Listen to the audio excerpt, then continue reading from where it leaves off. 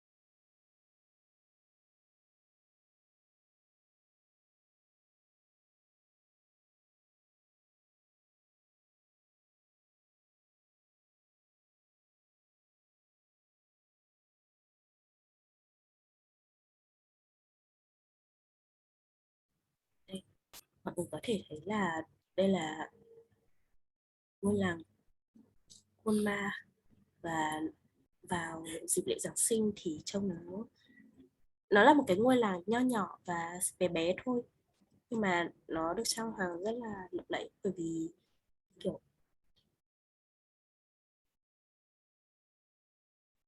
mình nhớ không nhầm thì đây là cái nơi đầu tiên mà nó người ta có cái cây thông ý. Vùng đầu tiên có cây thông ở Pháp, cho nên là cái việc Giáng sinh đến với họ rất là quan trọng, và họ cũng trang hoàng nó đặc biệt.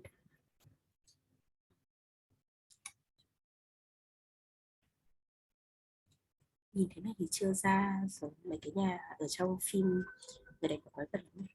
Có một vài cái ảnh khác.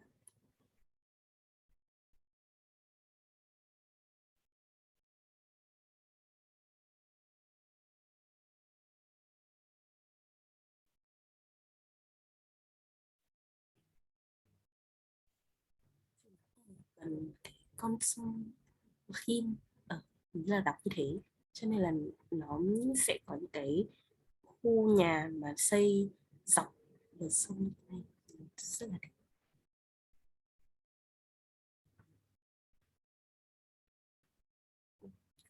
Anh chắc mình sẽ gửi.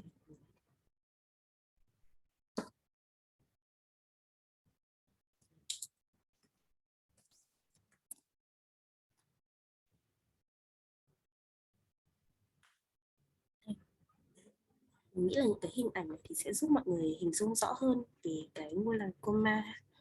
Bên cạnh đó thì mình sẽ nhân vật chính của chúng ta hôm nay thì lại là một cái khu chợ ở Strasbourg, cho nên là tiếp theo đây mình sẽ show cho mọi người cái video người ngắm nhìn một chút ngôi chợ này và dịp Noel, xem là ở đây thì có những cái hoạt động gì.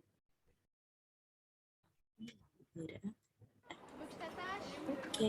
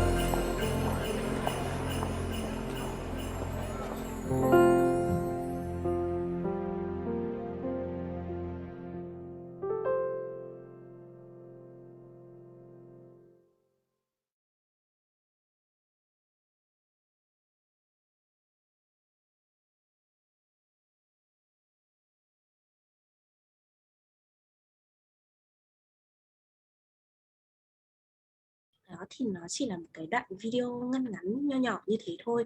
Thì nếu mà mọi người có để ý trong video này thì người ta cũng có một vài cái chi tiết để mọi người cũng nên để ý một chút, đó là có trên cái vỏ cốc ấy, trên cái thân cốc thì người ta có đây đây đây, để nhấn mạnh về cái việc là Strasbourg là cái ngôi chợ cổ nhất, ngôi chợ Noel cổ nhất ở nước Pháp, thì ở đây người ta có một cái câu là Strasbourg capitale de Noel. Capital ở đây là giống như kiểu thủ đô của mình ý, thì đây là thủ đô của Giáng sinh, và vì thế thì ở nơi này người ta rất là coi trọng khi mỗi dịp Giáng sinh đến. Và vì vừa nãy mình cũng đây là nó thuộc vùng Alsace mà, cho nên trên bánh này người ta cũng có một vài cái chữ như kiểu Alsace để nói về cái địa phận của mình. Ngoài ra thì ở cuối mọi người còn có thể nhìn thấy một cái bảng như thế này, thì nó bằng tiếng Đức như mình vừa giới thiệu, thì cái vùng Alsace đấy nó là thuộc cái địa phận giáp giữa Đức và Pháp, cho nên là ở đây nó kiểu pha trộn, nên nó pha trộn cả hai cái đất nước với vào với nhau. Đó thì đấy một chút hình ảnh về cái khu chợ này. Vậy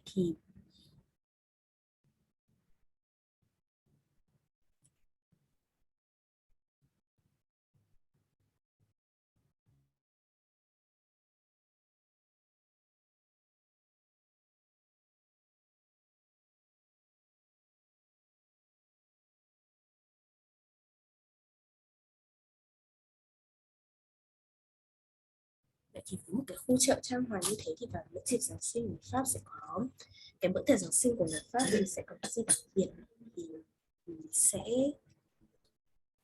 đến với một cái video nữa mà mình có để link ở đây.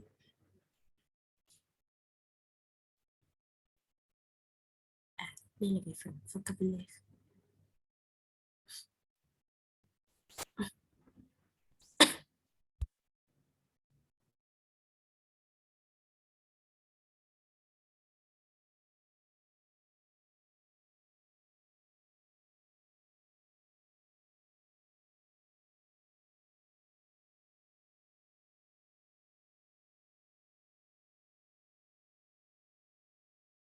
Bonjour, comment ça va?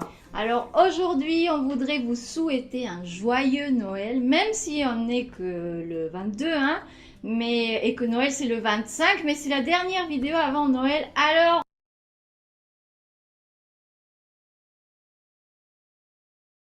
joyeux Noël à tous. Joyeux Noël! Et alors pour cette vidéo, eh bien, on va faire un peu de culture, une page culture. On va voir Oui, comment les Français... Bonjour, bonjour. comment ça va? Alors aujourd'hui, on voudrait vous souhaiter un joyeux Noël, même si on n'est que... Ok. Alors aujourd'hui, on voudrait vous souhaiter un joyeux Noël, mais si on est euh, Aujourd'hui, on voudrait vous souhaiter un joyeux Noël, même si on n'est que on est le que le 22, hein. 22. Đó thì joyeux Noël ở đây có nghĩa là Joyeux Noël ở đây thì mình cũng đã nhắc đến với mọi người một vài lần rồi, thì nó có nghĩa là Merry Christmas. Joyeux Noel. Và ở trên chữ E nó sẽ có dấu hai chấm, thì mọi người, nếu mà mọi người viết ở trên giấy thì mọi người nhớ để ý dấu hai chấm này. Còn về phần đánh máy thì mọi người, nếu mà không có bàn phím tiếng Pháp thì có thể lên Google dịch và gọi chữ Noel ở phần ngôn ngữ tiếng Pháp ra, thì nó cũng sẽ hiện lên cho mọi người dấu hai chấm này. Đó, đấy là trong trường hợp mọi người muốn viết lời chúc cho ai đó, kiểu chúc Merry Christmas nhưng mà không thích chúc bằng tiếng Anh nữa mà thích chúc bằng tiếng Pháp. Đó, thì que le 22 et que Noël c'est le 25, mais c'est la dernière vidéo avant Noël. Alors, cái video này là 22 tháng 12. Et que Noël c'est le 25, mais c'est la dernière vidéo avant Noël. Alors, joyeux Noël à tous. Joyeux Noël! Et alors pour cette vidéo, eh bien, on va faire un peu de culture. Ok. Et alors, pour cette vidéo, eh bien, on va faire un peu de culture, une page culture. Hôm nay thì mình sẽ nghiên cứu một chút. Như mình đã nói, đây là mình chỉ dịch lại thôi, thì cái này là mình sẽ tìm hiểu về cái văn hóa, cái tradition, cái culture về Giáng sinh ở Pháp thông qua video này. Une page culture, on va voir Oui. comment les Français fêtent Đây, Noël. ở đây có một cái động từ mà mọi người có thể dùng khi mà mọi người muốn nói về việc là mọi người tổ chức những cái bữa tiệc ý, thì nó là động từ fête. Và ở đây là họ đã động từ này đã được chia ở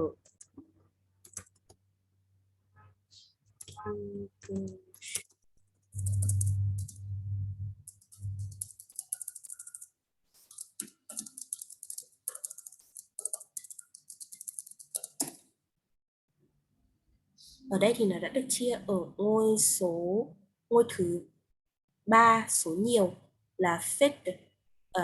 On va voir comment les françaises ở đây không phải là tiếng Pháp, cũng không phải là Pháp, mà nó là người Pháp. Giống như ở trong tiếng Anh của mình có giờ cộng với một cái tính từ thì sẽ chỉ một cái nhóm người ấy. Thì les français ở đây cũng tương tự như vậy thôi, thì nó chỉ những người Pháp, chỉ người Pháp. Và mình sẽ xem là fête de Noël. Noël là hình như nó còn có một cái cách gọi nữa là Natalie, thì để mình search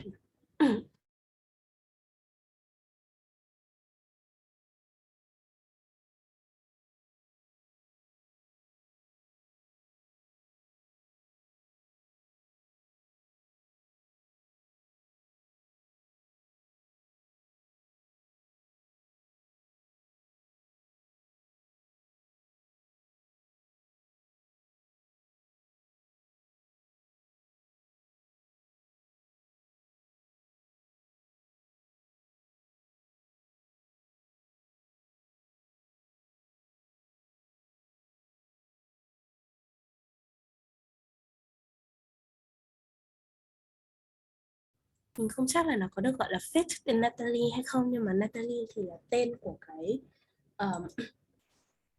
nó là cái tên của cái vị chúa ra đời của phim mới. Mình không giỏi cái này là nên là bỏ qua nha. En France, ở Pháp. En France. Alors, je te propose, Pierre, moi je te Ok. pose des questions et toi tu réponds. Alors, je te propose là kiểu tôi sẽ đề xuất là Pierre, moi, je te pose des questions. Thì cô này sẽ đặt cái câu hỏi liên quan đến truyền thống của truyền thống Noel, văn hóa Noel ở nước Pháp, và sau đấy thì Pierre sẽ trả lời. D'accord, et comme ça j'explique. Et attention, retenez bien le vocabulaire spécifique des fêtes de Noël parce qu'il va y avoir un quiz à la fin. On vous laissera le lien sous la vidéo. Et abonnez-vous et on commence. Alors, première question, Pierre. Je sais que le jour de Noël, c'est le 25 décembre, Oui. mais en fait, c'est toute une période. Alors, première question, Pierre, je sais que le jour de Noël, c'est le 25 décembre, thì ngày lễ Noel thì nó sẽ diễn ra vào đêm ngày 24 và rạng sáng ngày 25 tháng 12. Cái này thì chắc là mọi người đều biết rồi. Je sais que le jour de Noël, c'est le 25 décembre, Oui. mais en fait, c'est toute une période. Hein, donc, quand est-ce que ça commence? Nhưng mà cái ngày lễ này thì nó thường được chuẩn bị trước đấy một thời gian khá dài, khoảng tầm 1 tháng. Đó là Exactement. En Ah, France. très bonne question. Alors, en fait, thì Ça câu hỏi ở commence đây đó là quand est-ce que commence la période de Noël en France, là cái thời điểm bắt đầu cái giai đoạn Giáng sinh ở Pháp là khi nào? exactement en ah, France. très bonne question. Alors, en fait, c'est devenu tellement commercial Noël Oui, c'est vrai. que, en fait, ça commence presque un mois avant maintenant. En Hein. gros, Đó thì nó thường sẽ diễn ra vào khoảng 1 tháng ờ, trước khi ngày 25 và ngày 24 và ngày 25, và nó có thể người ta bắt đầu dục dịch chuẩn bị cho cái ngày lễ này ngay sau khi Halloween kết thúc. c'est après Halloween. Hop, c'est Noël. Oui, enfin Halloween, bon, c'est vrai qu'on le fête de plus en plus en France, mais normalement on le fêtait pas avant. Hein. Mais bon, maintenant c'est presque un mois avant parce que c'est commercial, donc il commence à y avoir des sapins dans les rues, il commence à y avoir Il commence à y voir des sapins dans les rues. Rue này thì mình biết là đường phố rồi, còn des sapins là cái gì thì lát mình sẽ cùng xem nhé. Commence à y voir, je sais pas, des papas Noël qui se promènent dans les rues devant les grandes surfaces là pour attirer les petits Oui. enfants, le Père Noël. Tout est décoré en rouge, vert. Voilà, il y a les qui se promènent dans les rues devant les grandes surfaces là pour attirer les petits Oui. enfants, le Père Noël. Pour attirer les petits enfants, là attirer ở đây là cái động từ, nó giống như kiểu attract, nó là sự kiểu, nó là kiểu động từ thể hiện thu hút những đứa trẻ con ấy. Attirer quelqu'un.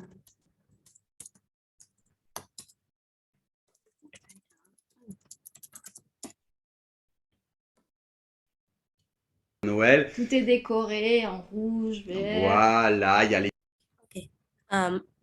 Mọi người thì chưa học về màu sắc nhưng mà petits Oui. enfants, le Père Noël. Tout est décoré en mọi người chưa học về màu sắc, nhưng mà vừa nãy về cái bài le petit grand au rouge, au nez rouge, thì mình cũng có dịch là chú tuần lộc nhà mũi đỏ, thì một rouge ở đây có nghĩa là màu đỏ,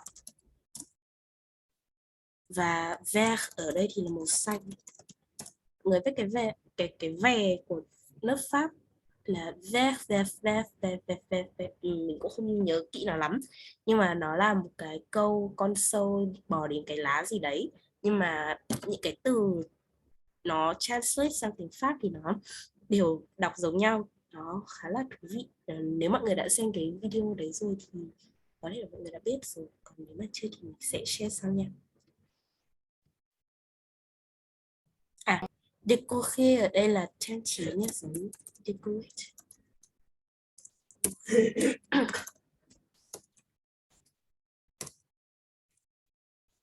Câu này ở đây người ta có thể tôi décoré en rouge vert. Câu này đang được để ở ở thể bị động passive qua trang trí, cho nên có nghĩa là tất cả được trang trí bằng màu đỏ và màu xanh lá cây. Mọi người có thể dùng cái câu này để miêu tả khi mà muốn miêu tả dịp lễ Noel chẳng hạn, có thể dùng tôi décoré en rouge vert.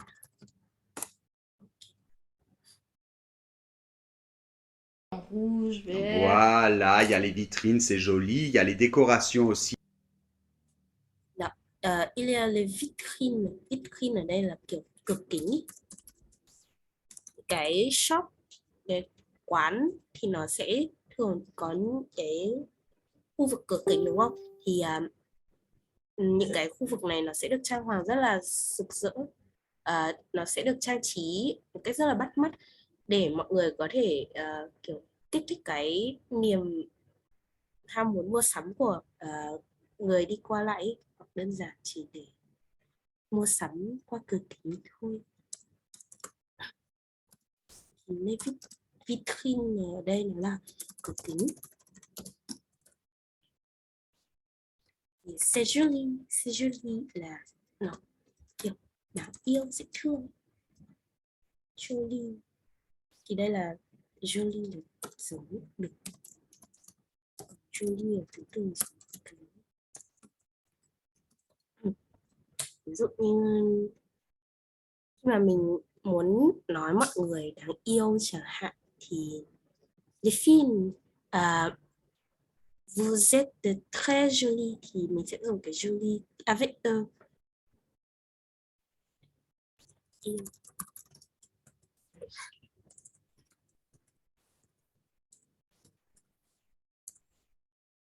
Thì có một vài cái tính từ trong tiếng Pháp khi mà nó cần phải chuyển đổi cái cách viết của nó khi mà dùng cho nam hoặc dùng cho nữ, thì thường khi mà dùng cho nữ thì nó sẽ thêm đuôi ở cuối để phân biệt với dùng cho nam. Cái đấy mình sẽ học ở những cái bài liên quan đến ngữ pháp.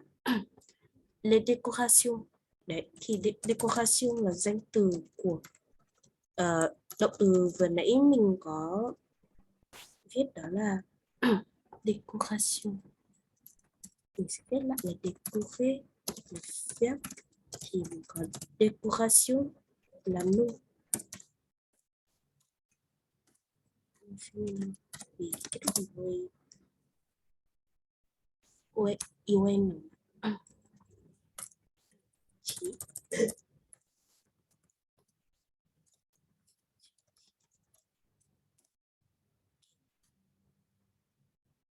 chỉ Dans les rues des grandes villes en France. Mais on va dire que les gens, ils préparent le sapin de Noël et la crèche pour les chrétiens une En dizaine de jours décembre. avant, une dizaine de jours avant Noël. Mais attends,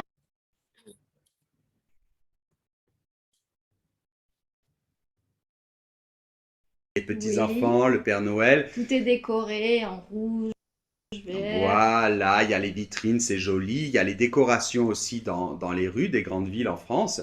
Mais on va dire que les gens, ils préparent le sapin de Noël et la crèche pour les chrétiens.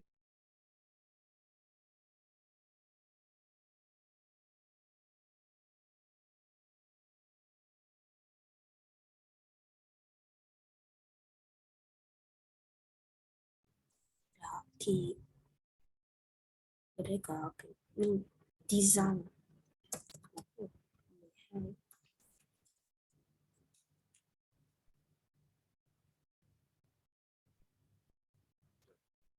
Mọi người biết cái số 10 đúng không? This thì Windizon ở đây có nghĩa là khoảng 10 ngày trước cái ngày lễ Noel đấy. Đây ở đây cũng có viết là Windizon de jour avant Noël, là cái việc chuẩn bị trang trí đấy thì nó sẽ thường được diễn ra khoảng 10 ngày trước khi ngày lễ Noel bắt đầu. Và chrétien ở đây là cái chrétien đây là Thiên Chúa Giáo.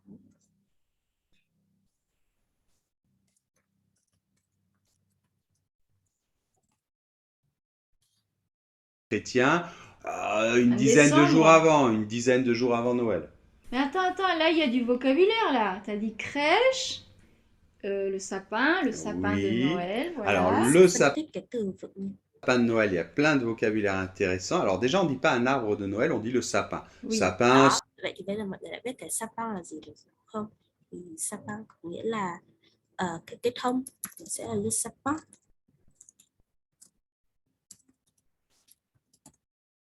C'est un peu comme un pain, c'est un résineux là.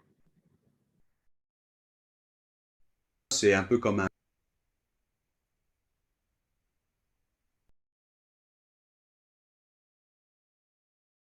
un pain, hein, c'est un résineux là, non.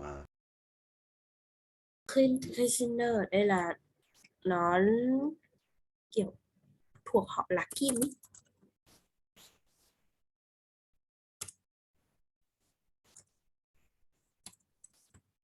Thì cây thông này là cây thuộc họ là kim. Comment on dit C'est une conifère. Il y a les feuillus et les conifères, c'est ça. Hein. Ah, Donc là, ok. on en a un. Et puis, alors, on le décore avec des guirlandes. Alors, la guirlande, Ok. Une guirlande là cái sợi kim tuyến. Mọi người thì nhìn thấy họ là chỉ cây thông ở đây chỉ chọc vào rồi.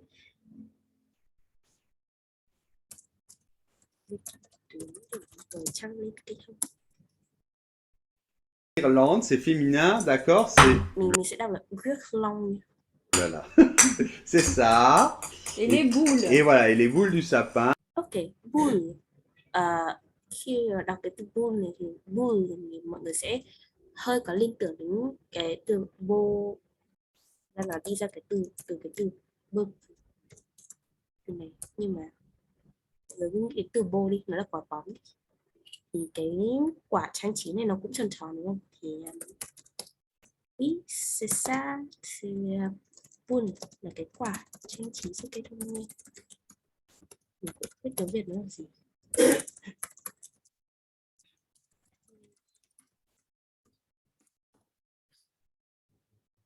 Và une étoile ở đây chứ mình có học cái bài đặt phòng réservation une chambre thì cái étoile ở đây là ngôi sao.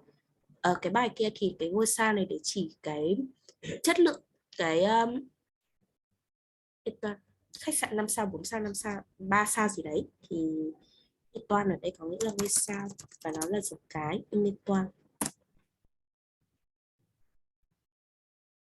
Et en haut, il y a l'étoile Mọi người souvent. thường sẽ thấy cái étoile này ở trên chóp của cái cây thông Noel. D'accord. Bon. Et alors, au niveau de la crèche. Alors, Oui. la crèche, C'est d'accord, une c'est la... garderie. Đó, còn một cái từ nữa là une crèche.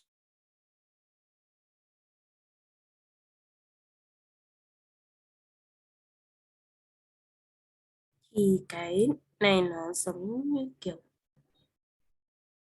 nhà trẻ. Ah, c'est une garderie pour les petits, pour les Đó, enfants. pour les petits, pour les enfants. Đó. C'est vrai, mais c'est aussi dans le contexte de Noël. En fait, c'est la Ngoài ra thì nó còn cái une crèche.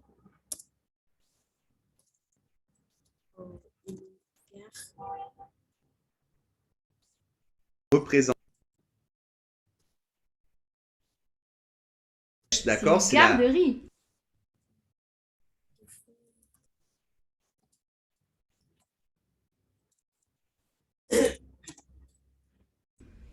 Ah, c'est une garderie pour les petits, pour les Oui. enfants, c'est vrai, mais c'est aussi dans le contexte de Noël.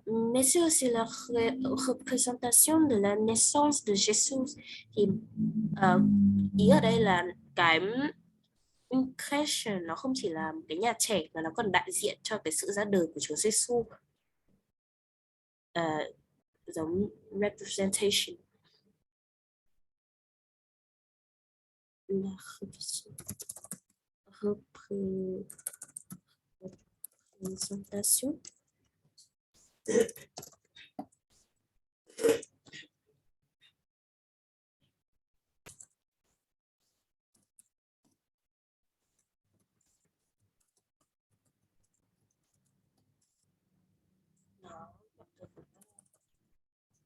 Représenter. Giống đi ra từ présenter, giới thiệu bản thân. Có một cái suffix.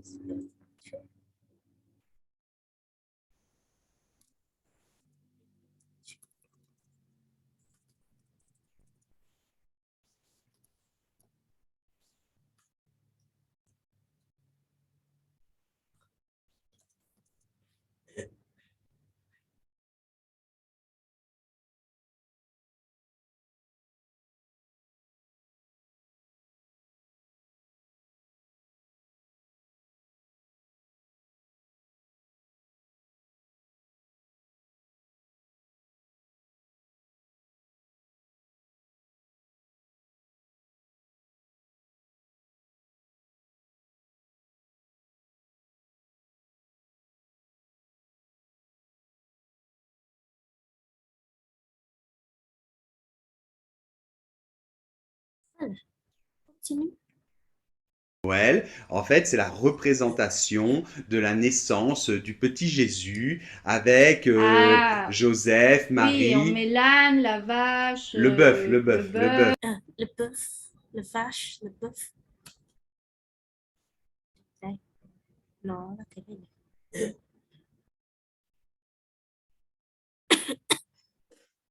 Ở đây thì mọi người thấy một vài cái từ như là la vache, le bœuf. Mọi người chắc là mọi người có xem cái quảng cáo la vache Quirit đúng không? Thì cái đấy là nó đọc kiểu phiên âm thôi, còn từ đúng của nó sẽ là la vache. Cách đọc đúng của nó sẽ là la vache thì là chỉ bò, con bò, nhưng mà bò sữa. Và le bœuf thì là bò.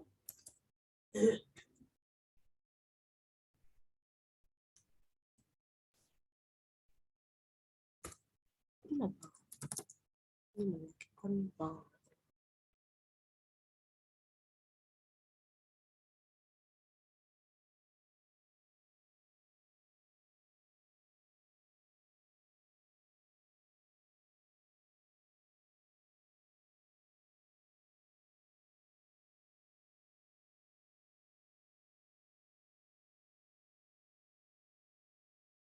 L'âne et le bœuf Et les et les trois... trois rois mages qui arrivent. Donc,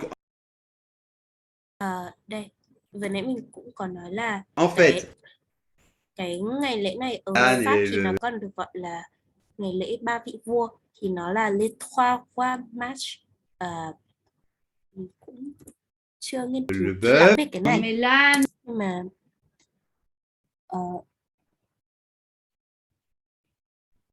hình như là ba cái, nhưng mà mình nghĩ là ba cái vị vua này sẽ xuất hiện ở trong cái cache này ở một nơi nào đó. Thì tiếp tục đi La mọi người. vache, le bœuf, le le bœuf, le bœuf, bœuf, l'âne et le bœuf et et les les trois rois mages qui arrivent. Donc, en fait, quelque chose qui peut être intéressant, c'est ces petits personnages. Donc, les gens ont une crèche, souvent des corsins, les chrétiens. Et ces petits personnages. Ok. D'où en fait quelque chose qui peut être intéressant ou interesting. Intéressant. Và cái này nó cũng intéressant.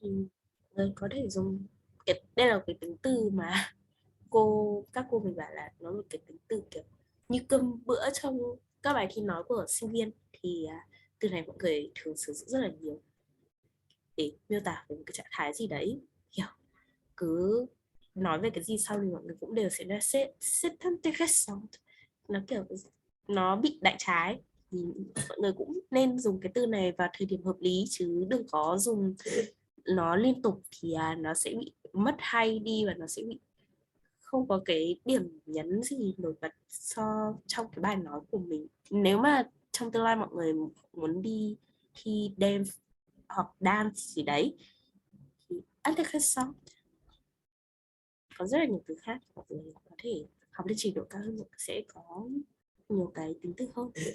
C'est ce petit personnage, nó là một cái nhân vật. Donc les gens ont une crèche, souvent des corps. Cái mà les gens ont une crèche souvent, ở trong cái crèche, thường ở trong cái crèche những cái người thuộc Thiên Chúa giáo. Ça, les chrétiens. Et ces petits personnages qu'on met qui représentent Jésus, là, Ở trong đấy thì mình sẽ đặt những cái biểu tượng cho những cái personage, là những cái nhân vật, những cái hình người nhỏ nhỏ này này, cái mà đại diện cho Jesus này, cho là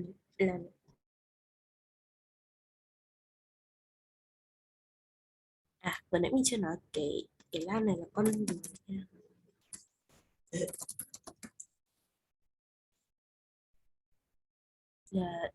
Là le bœuf, enfin surtout les humains en fait, và sau đó là Anne, le bœuf, enfin Oui. surtout les humains en fait. Là, c'est un petit Marie. Père Noël, mais bon, oui. Alors ça s'appelle un santon, d'accord? Santon. Un santon. Voilà. D'accord. Donc, tous les préparatifs commencent un mois avant ou 3 semaines avant. Donc, tous les préparatifs commencent un mois avant, 3 semaines avant. Tất cả những cái thứ này thì người ta sẽ những cái người chuẩn bị thì sẽ bắt đầu 1 tháng hoặc là 3 tuần trước cái ngày avant de Noël. Avant, Ouais. mais le jour de la fête, c'est donc le 25 ou il y a quelque chose avant? Alors le 25, c'est le jour férié, hein, c'est un jour Oui. férié, les gens ne travaillent pas, et c'est le vrai jour de Noël. Mais la fête et un peu la célébration, c'est en fait le 24, Oui. le 24 au soir principalement. Oui. Bon, alors là, les chrétiens normalement vont à ce qu'on appelle, avant on appelait ça la messe de minuit. Mm-hmm. Alors, messe de minuit parce que normalement, traditionnellement, c'était à minuit. Mais maintenant, plus personne ne le fait à minuit. C'est trop tard. Les enfants n'en peuvent plus. Donc, en fait, c'est le soir vers 8 heures. Et ceux qui ne sont pas chrétiens? Ceux qui ne sont pas chrétiens, il y en a qui ne fêtent rien du tout. Mais généralement, ils aiment bien quand même mettre le sapin. La crèche, non, mais au moins le sapin. Et puis les cadeaux. On va parler des cadeaux après. Oui. Bon, alors, le soir, il y a un dîner. C'est le réveillon de Noël. Et là, ok, thì cả vừa nãy thì là để nhắc lại để phân tích trước đó.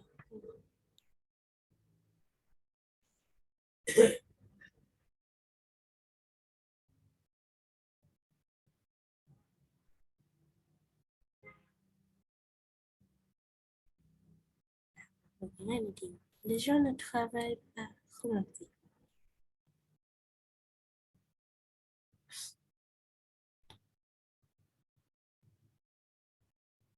Ở đây thì có một cái từ cadeau chắc mọi người đều biết rồi, đó là món quà, quà tặng. Nhưng mà on va parler des cadeaux après. Tiếp theo là c'est un dîner vraiment en famille, généralement. Như mọi người đã biết thì Noel không chỉ là một cái ngày lễ mà nó còn là một cái ngày đoàn viên, một cái ngày để mọi người quây quần sum túc lại bên nhau và nói về những chuyện đã qua của năm cũ và chuẩn bị đón một năm mới. Và trong cái bữa tiệc đấy thì và trong cái ngày lễ đấy thì chắc chắn là sẽ có cái bữa tiệc để mọi người ngồi xuống bàn và ăn cùng nhau, trò chuyện cùng nhau. Một cái này thì mọi người cũng đã được biết. Mình tin chắc là mọi người đã biết ở trước rồi về những cái câu chuyện như là cô bé bạch diêm của Alicent, thì nó cũng có một cái hoạt cảnh như thế.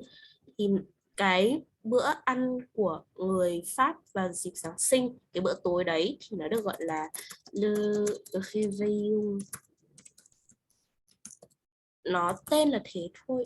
Thì cái réveillon ở đây nó ngoại trừ được đặt, ngoài cái việc được đặt tên cho một cái bữa ăn ra thì nó còn có nghĩa là giao thừa nữa. Thì cụ thể cái bữa ăn này như thế nào thì mình sẽ nghiên cứu tiếp. Một cái điều nữa. Okay. Thì réveillon là giao thừa. Còn cái gì nhỉ?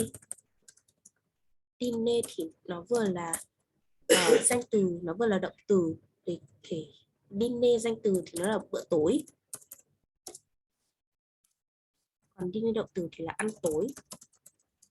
Mọi người có thể dùng là tôi ăn tối lúc 6:30 chẳng hạn, thì mọi người có thể nói là je dîne phải chia nhé, je dîne à 7h30 au soir. Đó, tôi ăn bữa tối vào lúc 6:30. Tôi ăn tối vào lúc 6:30. Nó viết giống nhau.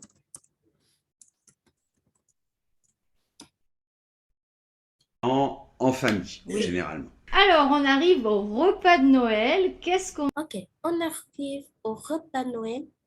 Qu'est-ce qu'on mange traditionnellement arrive au repas. Repas de Noël ở đây là repas là các cái món ăn, các cái bữa, đúng rồi, các cái món ăn trong bữa tiệc đấy.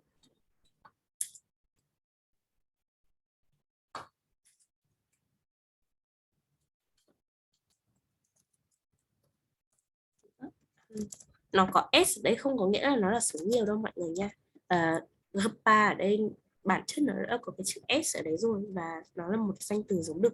Thì mọi người có thể thấy ở đằng trước có giới từ ô, cái này là nó đã được thu gọn như ở bài trước mà mình có nói với mọi người. Thì khi mà giới từ A đi với mạng từ lơ thì nó sẽ được kết hợp thành ô. Và ở đây là au repas de Noël. Repas thì là bữa ăn, còn repas de Noël là những cái bữa đúng, những cái bữa ăn của Noel.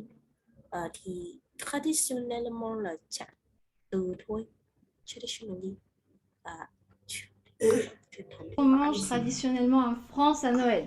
Alors, on mange en fait plein de bonnes choses. Donc, par exemple, Ok, plein de bonnes choses, chúng ta ăn cái thứ rất là ngon. du foie gras, Ok, comme du foie gras. par exemple, il peut y avoir des petits toasts avec du caviar aussi, ou une imitation de caviar. Oui. On va évidemment ouvrir le champagne à l'apéritif, puisque le champagne, c'est quelque chose vraiment traditionnel pour tous les fêter, événements. non? Oui. C'est ça en France. Et du vin peut-être. Et un bon vin, comme un Bordeaux, par exemple, hein, dans ma vie. Ở đây thì mọi người nhìn thấy hai lần chai rượu xuất hiện, nhưng mà nó lại có một cách gọi khác nhau đúng không? Thì một cái là champagne và một cái là vin. Thì cái này cũng là một cái dễ bị nhầm lẫn khi mà nhắc đến rượu vang khi mà mọi người nhắc đến rượu ở nước Pháp thì nó có vin và champagne.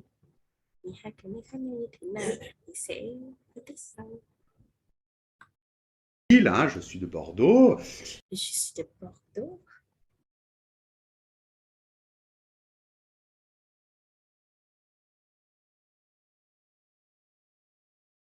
Et après, il peut y avoir plusieurs plats, mais en général, Et d'après, il peut y avoir plusieurs plats, mais en général, je sais pas, des huîtres par có exemple. rất nhiều cái món ăn, nhưng mà cụ thể thì nó có những cái món như này. Dessert. Lát nữa mình sẽ dịch cái từ này ra sau. Dessert rồi xong rồi. Chắc là mọi người nhìn để mọi người cũng biết là con gì rồi. exemple. Ça, les des huîtres. huîtres, c'est assez typique parce que c'est la saison. Après, Cái này thì nó khá là, đây là kiểu món ăn theo mùa ấy. Thì nó khá là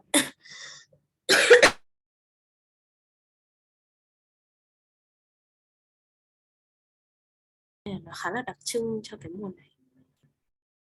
Ok, après chacun peut voir. Après chacun peut avoir un plat différent. Comme chacun peut avoir un Différent. plat Oui. différent. Mais est-ce qu'il y a un plat vraiment, vraiment typique? Alors, ờ, ăn hàu vào Giáng sinh cũng là một cái món lạ luôn. Dạ, ý kiểu theo mình hiểu đấy. Ok, ok, bye bye Ly. Au revoir. Bon week-end et bonne fête de Noël. oui, il y a un plat typique, ça ne veut pas dire que tout le monde Je- fait ça, mais le plat typique, normalement, traditionnellement, c'est la dinde au marron. Voilà, une dinde, Une dinde au marron. c'est Dinde au marron, oui. c'est comme un gros poulet, quoi. Oui. Et on Ờ, nó là một cái con gros poulet, ở đây là con gà lớn. Nó được đặt cái marron lên. met des marrons, en fait, des châtaignes dedans. On Et voilà. fourre la dinde. Oui, exactement. D'accord, et après, est-ce qu'il y a un dessert typique ou... Alors, Một cái bữa tiệc ngọt khá là đặc trưng. Thực ra cái repas ở đây nó không phải là bữa sáng, bữa trưa, bữa tối, mà nó là giống như kiểu bữa khai vị chính thức và tráng miệng ấy. Toujours pareil, hein, on peut faire plein de desserts, des gâteaux, etc. Alors souvent, les enfants préparent les fruits déguisés, c'est souvent... Les fruits déguisés, nó kiểu như là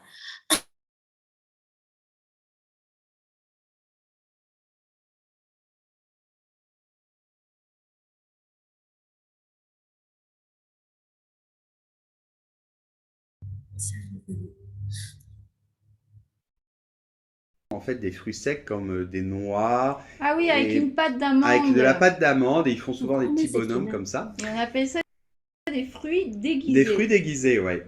Et alors, le dessert normalement traditionnel, c'est la bûche de Ok. Ở Noël. đây là một cái món rất là được mong chờ trong mỗi dịp Giáng sinh của người Pháp, đó là bûche. Bûche. Mọi người nhìn hình là mọi người sẽ biết ngay nó là cái gì. Ah oui, oui. Alors, on a fait une vidéo l'année dernière, justement, où on a fait la bûche de Noël, Un donc peu on vous compliqué, laisse le lien. mais... Un peu compliqué. Oh, bah, en fait, c'est de la glace avec du gâteau à l'intérieur. Non, Et ça, c'était roulé. oui, c'est roulé. Avec du chocolat partout. Et ça ressemble en fait à une bûche. Alors, une bûche, c'est quoi? C'est un morceau de... Đó, c'est un morceau de tronc d'âpre. Nó là một cái d'âpre ở đây, nếu mà mọi người biết nó là cái cây thì cái bánh bûche ở đây là cái bánh khúc cây. Un tronc d'arbre, quoi. Un morceau d'une branche d'arbre.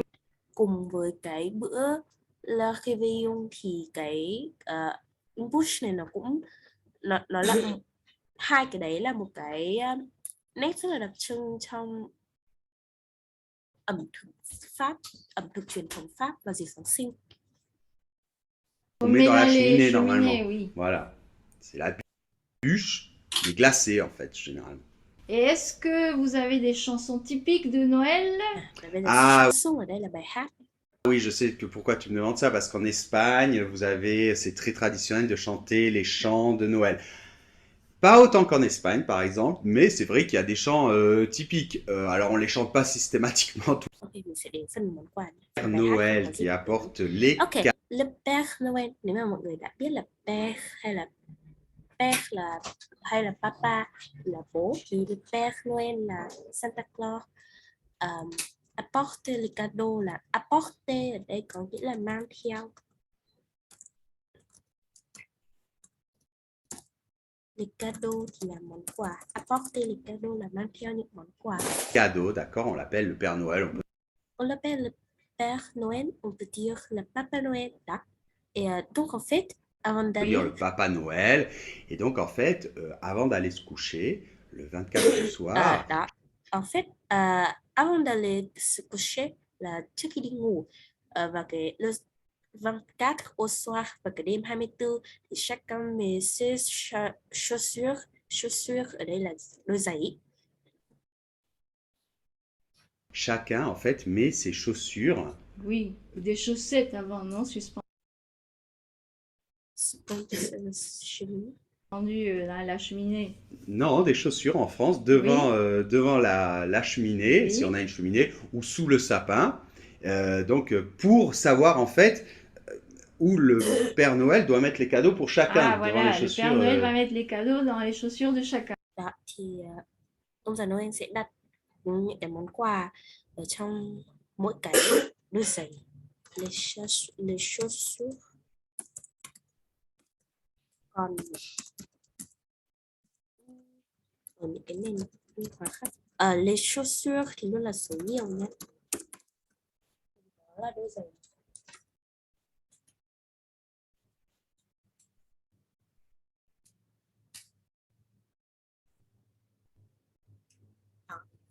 Đôi giày thì như mà mọi người thường biết thì những cái món quà lại được nhét vào trong tất đúng không, thì cái này lại được đặt ở trong giày, cũng là một cái điểm khá khác biệt so với những gì chúng ta được biết.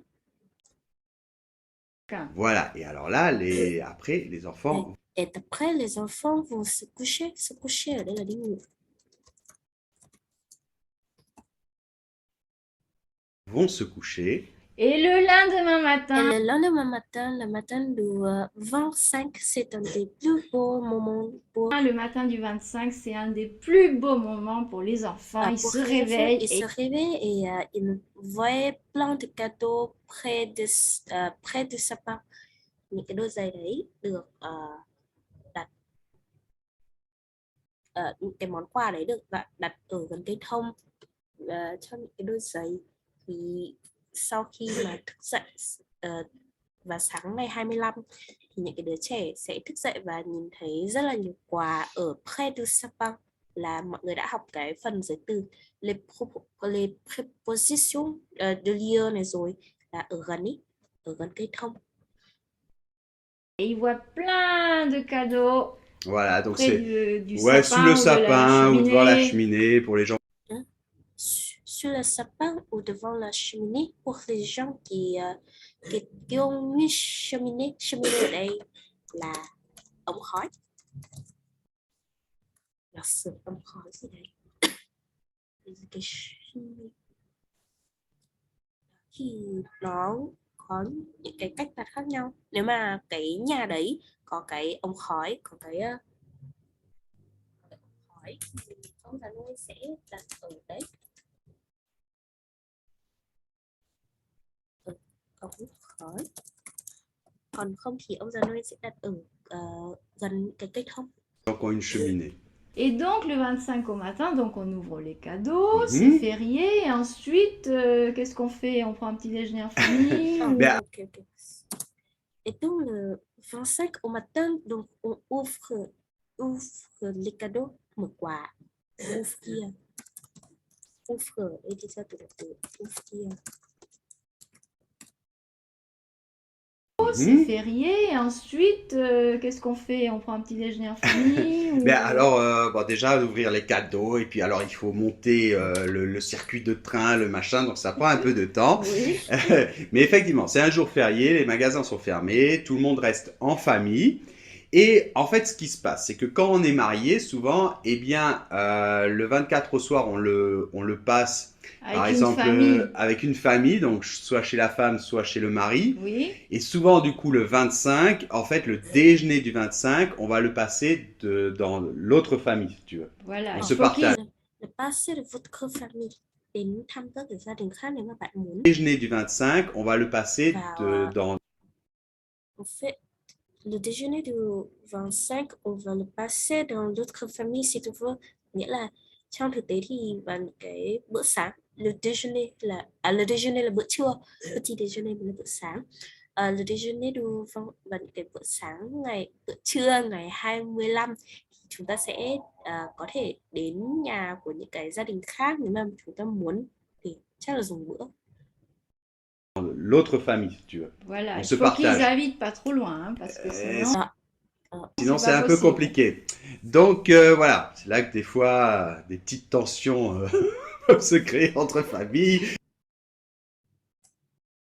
Mais en général, très souvent, c'est ce que font les Français pour se partager un petit peu. Et donc, en fait, il y a comme un autre réveillon Oui, le 25, en fait, au c'est un déjeuner. autre repas de famille Voilà, avec voilà. une En général, et qu'on a bu, en général, fait le tour. Ou quelles sont les différences avec la France, ça nous intéresse beaucoup. ouais, souvent il y a des petites différences et c'est vraiment très intéressant. Donc on vous souhaite de très bonnes fêtes, un Joyeux joyeux Sweet ở đây là đi từ động từ souhaiter thì kiểu mong. On vous souhaite de très bonnes fêtes là chúng tôi mong bạn có một ngày lễ thật là tuyệt vời, ngày lễ thật là an lành, được sáng xe lành. Sweet.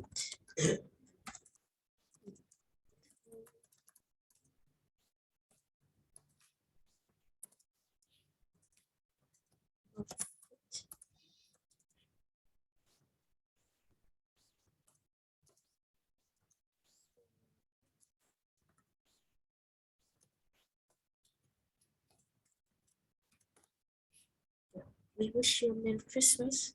très bonne fête, un Joyeux joyeux Noël. ou bon Noël aussi, non? Oui, joyeux Noël, bon Noël, on peut dire. Et de toute manière, on se retrouve très bientôt. Oui. Ah, et j'ai oublié de faire ça. Ah ouais. Vừa rồi là một số những cái thông tin về Noel ở Pháp, và bây giờ mình sẽ đến với một số những cái từ vựng.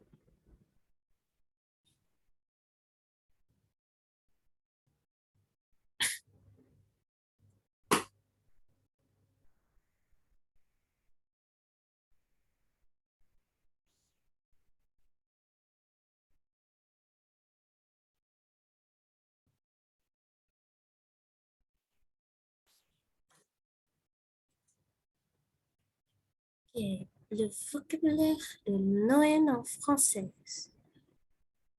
Sapin, Roufflant, marché de Noël, pas de tout. Les fêtes de fin d'année approchent à grands pas.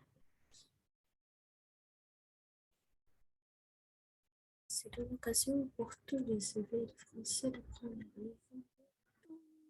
Passe un moment magique de faciliter le travail de cette thématique. Vous découvrez plusieurs listes de vocabulaire. Ok, giới thiệu thôi. Ok. Vừa nãy thì mình cũng đã được biết là le sapin, nettoie, une boule, une guirlande.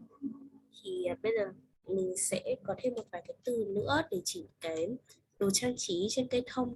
Thì le sapin de Noël thì nó sẽ chỉ rõ hơn là cái cây thông Noel, còn le sapin thì nó chỉ là cây thông thôi. Tiếp theo là une cloche. Une cloche ở đây thì là cái này mình sẽ up lên Classroom sau, nhưng mà mọi người cũng có thể ghi vào phần nếu mà mọi người đang ghi chép. Une cloche thì nó là cái quả chuông. Mình biết rồi này. Une guirlande électrique thì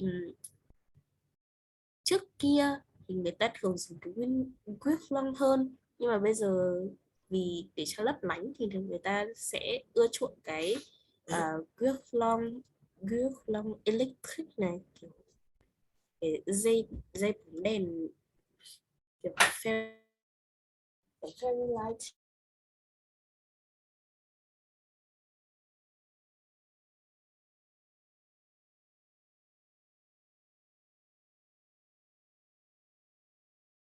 Tiếp đến mình sẽ có le vocabulaire des décorations de Noël, là cái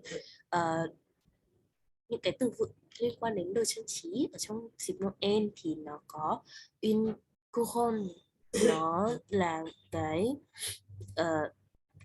vòng mà mọi người hay treo ở trước cửa vào dịp Giáng sinh ý. Cũng không biết dịch tiếng Việt là gì. Và đây,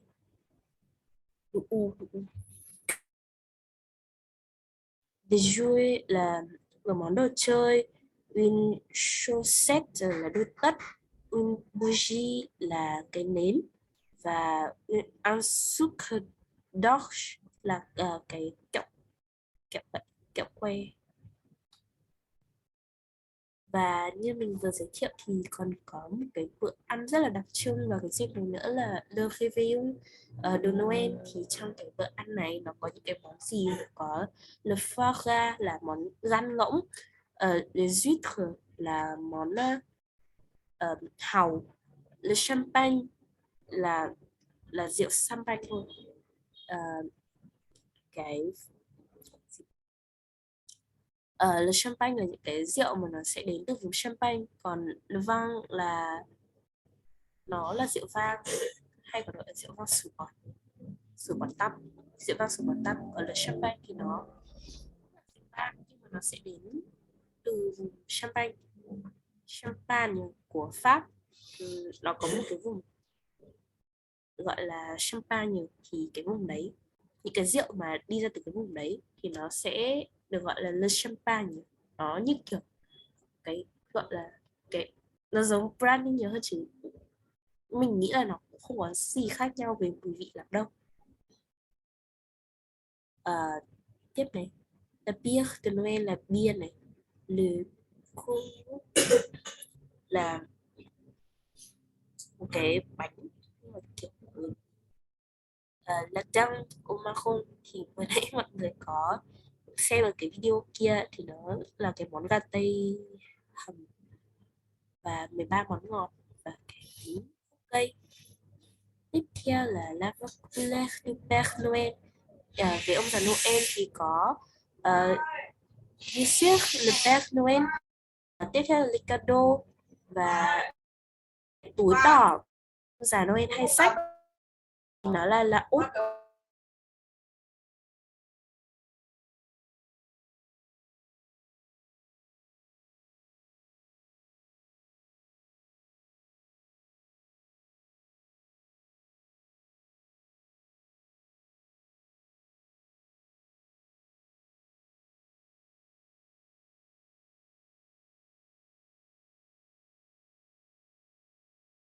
Là út là cái túi đựng quà. La cheminée vừa nãy mình cũng viết rồi, nó là lò sưởi. Le lutin là chú lùn. Ôi, chú lùn yêu tinh yêu tinh. Le traîneau et le ron. Ron là lúc đầu mình biết là chú lùn lọc rồi này. Traîneau là cái xe kéo màu đỏ ở trước. Tiếp theo là cái la crèche thì có lê hoa mage. Đây ba ông này, con lừa này.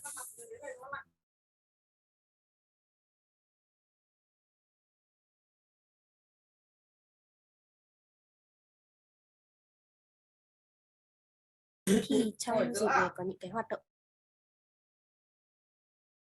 có les enfants.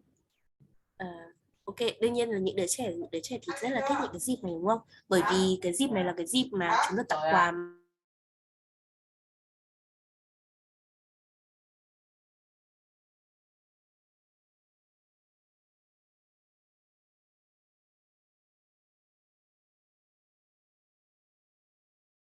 Ra một cái hoạt động rất là phổ biến đó là viết thư cho ông già Noel để được nhận quà đúng không? Thì nó được gọi là la lettre au Père Noël. Ngoài ra thì có cái chợ Noel, nhưng mà như là mình đã show cho mọi người ban đầu, đó là một cái ngôi chợ cổ ở Strasbourg. Và mình có thể gọi chung đó là Ambassade de Noël. Cái ngôi chợ đấy ngôi chợ ở Strasbourg chỉ là ngôi chợ phổ biến nhất, nổi tiếng nhất thôi. Ngoài ra thì còn có một cái gọi là bộ lịch mùa vọng, un calendrier de l'Avent.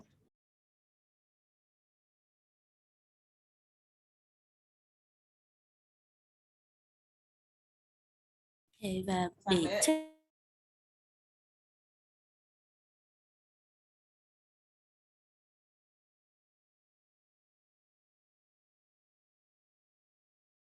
cái cơ đầu để mình cùng xem lại một chút cái từ vừa rồi, thì với cái hình ảnh thì mọi người lựa chọn đáp án là gì? Người có thể viết ra phần ô chat giúp mình nhé.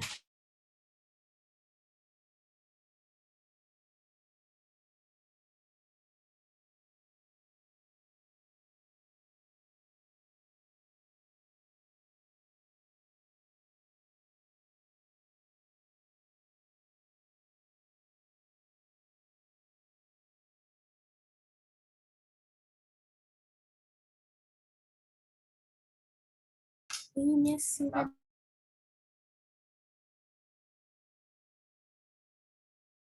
Món thứ hai thì mình chọn đáp án 1, 2, 3 hay 4 nhỉ? Mọi người chỉ cần đi số cũng được.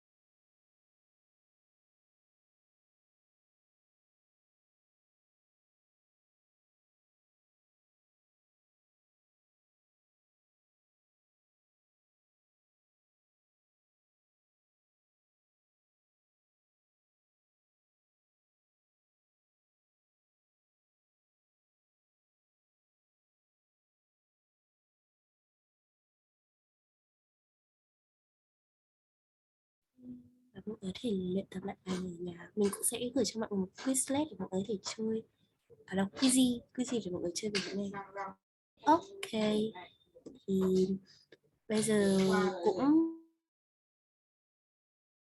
cũng là 9 giờ rồi, thì bài học của chúng mình hôm nay đến đây thôi.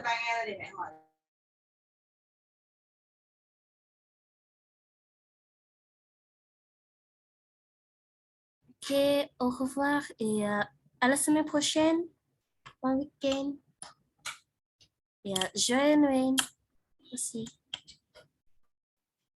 Ok, merci. Merci à tous de votre participation.